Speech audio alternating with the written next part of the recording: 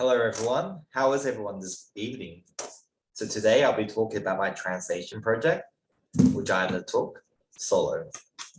In this presentation, we'll talk about the process of the project, including steps I took during the assignment, significant translation issues that I've encountered, justification of my chosen solutions, and on the conclusion of this presentation, what implications on future practice or training does this assignment have?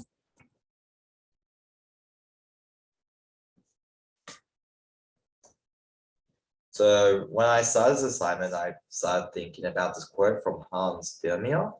You might be familiar with him. I think from this quote, I took that there needs to be more substance in a translation than a direct word-to-word translation.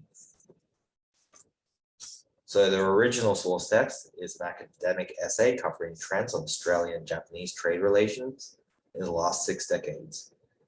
My working language was Japanese or English. So starting this project, I had to think about the scopus, or the actual main purpose of this article.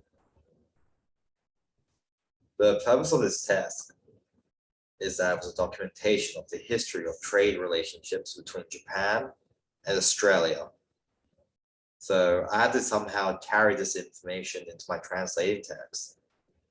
Next, I had to think about the audience. The audience is educated readers that have background knowledge in this field. So why translate this particular article, I thought?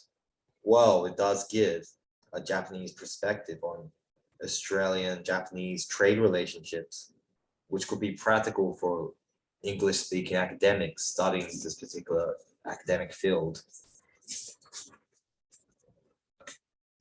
So being solo meant that I had to take multiple roles at once. So this included drafting, processing, proofreading, and quality assurance on my own.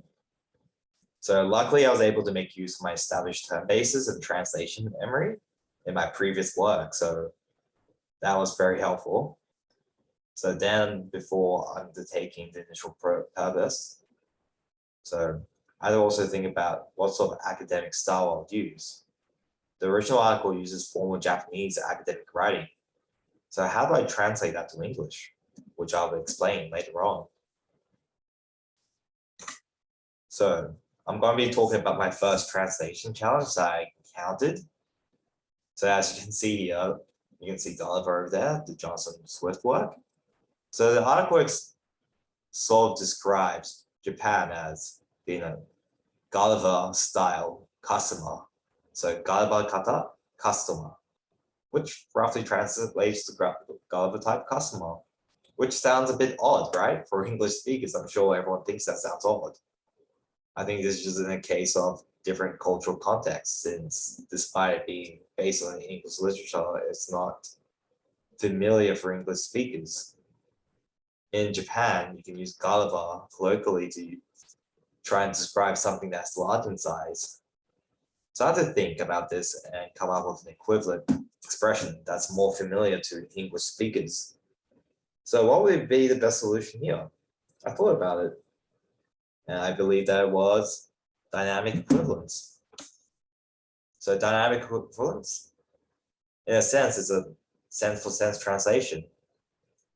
So with readability in mind, I decided to go for dynamic equivalence as readability for English audiences was my biggest focus for the translation. My other option was formal equivalence, but Gulliver type customer sounded very unidiomatic and it just didn't make sense in English. So for my translation instead of Gulliver, I decided to use a more familiar Goliath. What does everyone else think? Because as you can see with this definition here, a very large, powerful, or influential personal thing, which pretty much was Japan in that described time. It's a Goliath type. So as you can see with my translation here, that's what I opted for.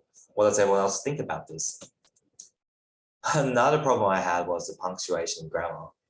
So different articles I read when it comes to describing trade relationships between Japan and Australia, I can see that some describe it as Australia-Japan relations, and some use Australian-Japanese relations, which was confusing. So I had to look into numerous sources, including from DFAT, foreign policy, diplomacy articles, such as ones from Al Jazeera or NHK. I think keeping it consistent is important.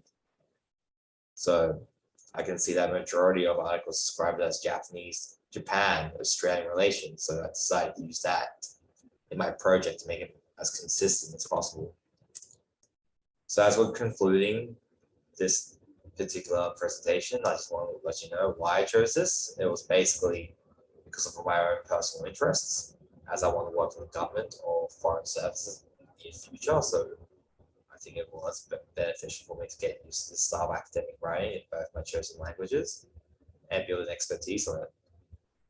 And now, I think what also I learned and picked up was building on my skills with CAT, which is an important skill set itself when it comes to professional translation. And I think multitasking as well, if I do want to potentially go solo as a freelancer, I think it was a very beneficial skill that I picked up. I think I've learned how, as you can see here, applying different translation strategies that we learned throughout the course. And I think Q&A and proofreading on my own experience, once again, useful for freelancing. As I was finishing the final draft, I had to make sure my translated text was able to meet the standards. So to carry it back to the scholars theory, so what the purpose was. So was it consistent and readable? Were there any distortions in the translation text? Meaning was the meaning actually carried accurately? So even with the Gulliver type, I changed to Goliath, but is that still consistent and does that carry the same meaning from the original text? I also had to think about, is my translated text still aligned with my initial purpose for my translated text? So is it still readable? Is it consistent? Is it something that potentially an educated English speaking reader could pick up, can see that a Japanese perspective is clearly presented in this Japanese translation? So that concludes my presentation. Thank you so much for listening, and any questions?